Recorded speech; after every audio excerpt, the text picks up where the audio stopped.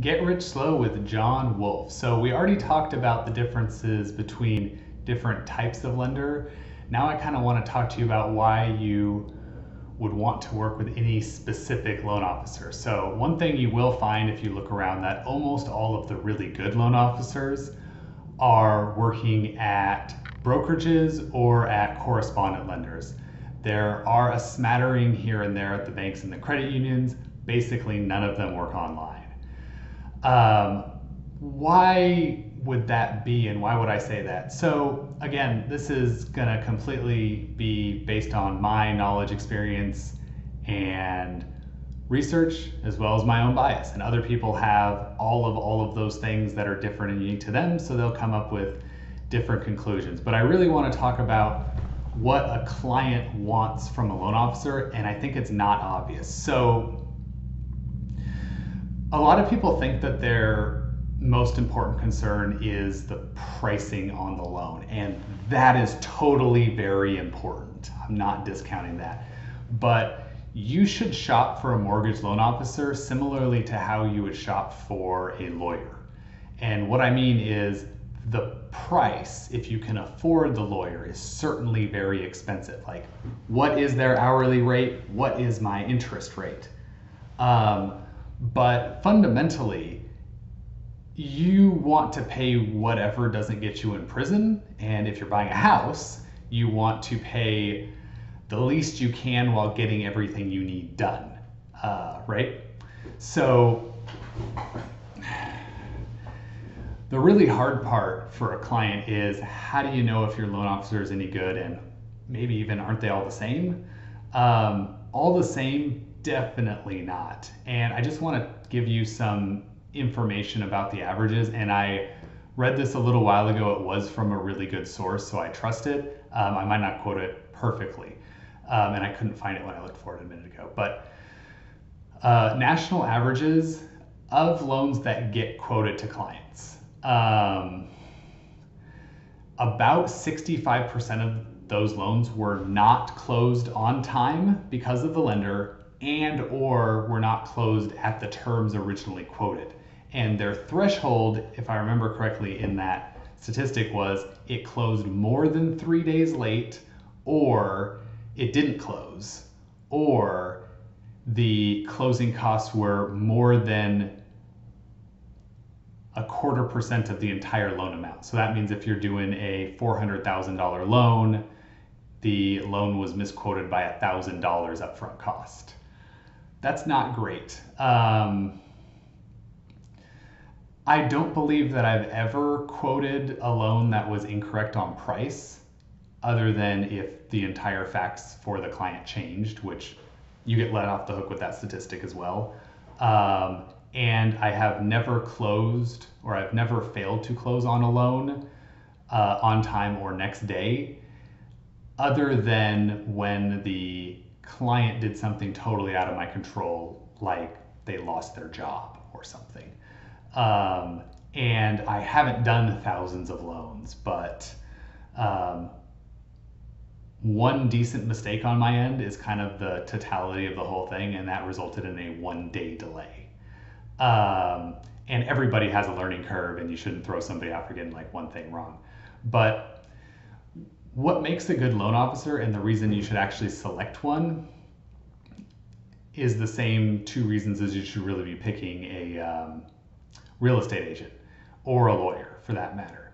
And that is, you want somebody who does the programs you need, ideally specializes in them, and can get the job done, and brings a bunch of knowledge and ability to the table that you don't have.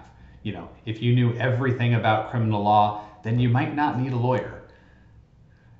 If you knew everything about buying and selling a home, you might not need a real estate agent. If you knew everything about getting a home loan, legally you actually have to have a loan officer to get a home loan. But if you knew everything about it, and you were the one who was allowed to push all the paperwork, and you had no other worries, you should shop online for a long time and find the lowest price wholesale lender and just go with that.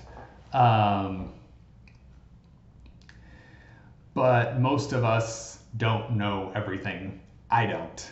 I'm learning more and more every day, and that's really what distinguishes, in a lot of ways, a really good loan officer for a bad one. And there's a Russian quote that comes to mind. I forget who wrote it. It sounds very Russian, and you'll probably agree with me that it sounds that way when you hear it. But it was, there are centuries where years happen, and there are years when centuries happen.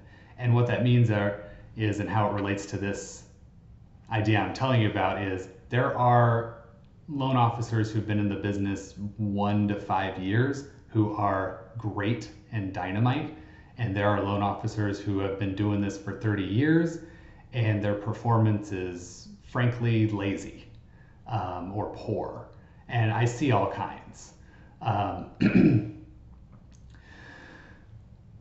Real estate agents and loan officers are both sales jobs fundamentally, and more than a lot of other places where you might seek services, salespeople vary more in quality, in my opinion, and you both get the average of both groups are pretty poor performers. And I mean the average for the number of people there are, not the number of transactions that happen, because thankfully, for the most part, the people who do a lot of transactions are good at their job.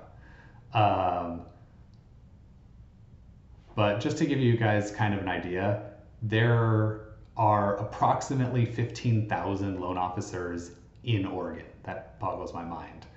And I have gone way out of my way to do first-time home buyer programs. And there is a very good first-time home buyer program that lots of people can do, but it's a pain in the butt for the loan officer to facilitate it for the client. And there are only about 100 loan officers who have bothered to take the class and keep it current. And last time I called in and asked, only 30 loan officers even did one loan last year. And this is for a loan type where I would guess that something like 100 loans a month qualify, and no one near that number happened, like nothing close. I did 3. And they wouldn't tell me if I was the top producer, but I might have been at 3. So that's kind of the unique program end. The other side is the reliability end. So if you buy a house or trying to buy a house and you go with a less reliable lender, or even a reliable lender who got stuck in a bad situation, which happens. If you go through all the steps of getting, you get into contract, you pay for an inspection, you pay for an appraisal, and then for some reason you can't finish the financing, you will definitely lose the $2,000 or so that you put into the transaction itself. You may lose your 1% of purchase price earnest money as well. And at the very least, no one is going to be happy with the experience. And I mean, nobody. The buyer, the seller, the realtors, the loan officers. So that's really the most important thing, is having someone who will do the follow through. And going slightly back to me talking about the different categories of lenders, places to work, there are basically 3 variations in the way that loan officers are paid. And what I think is the correct way for loan officers to be paid for the client's interest might surprise you. So those are basically, loan officers paid a flat salary. Loan officer is paid when a client agrees to do a loan but before closing, or the loan officer is paid on closing and they receive a percentage of the closing. Now, there's lots of plans that are a slight hybrid between those. I know in credit unions it's very common for a loan officer to be paid a salaried amount and then they get like a flat $100 or something per loan that they close. I am paid a percentage of the loan amount, and I am paid a percentage of the loan amount only when the loan closes. And in fact, if something is found out wrong about the loan, within the first year or so of the loan being written, I lose that. It actually comes back away from me. That's never happened. I don't expect it to happen with any regularity anyways, but that just gives you an idea. And it really is my opinion, and I work where I work on purpose. I can work anywhere. That a loan officer or a real estate agent getting paid a percentage of, and only when a transaction closes, is the correct way, because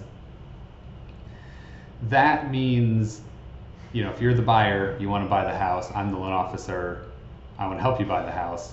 I only win when you win, and if you lose, I lose. So we exactly agree on what's happening. One important side note is that the percentage I am paid is a flat percentage of the loan. The interest rate or fees you pay has absolutely no bearing on the percentage I'm paid. And there is a little bit of variation to that in the industry, but I believe that is the correct way. I'm always going to do the best thing for you. The only common thing where my advice would change how much I get paid often is down payment amount.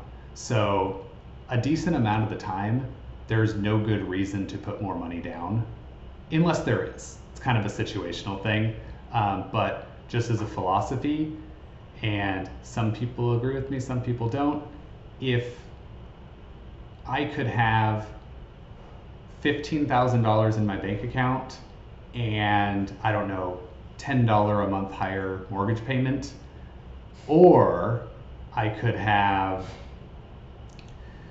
$5,000 in my bank account and a $10 a month lower home loan payment, I would rather have the $15,000, because to me, cash in hand is security, not a slightly lower payment. And those are the kind of judgments I help people with all the time. And those are judgment calls. Like, I'm never mad if you pick a different judgment call, but if I think you're picking the wrong one, I'll tell you, and I might suggest a couple times that you change it. But you know, that's the way in which my job is, like a lawyer or a doctor for that matter. You know, I give you the advice, you don't have to take it. Anyways, if you want to support me and my family, I do home loans in Oregon, Washington. Hit me up. The description has information to contact me. If you just want to support my channel for the educational purposes I give, share, like, subscribe. Have an awesome day. Bye.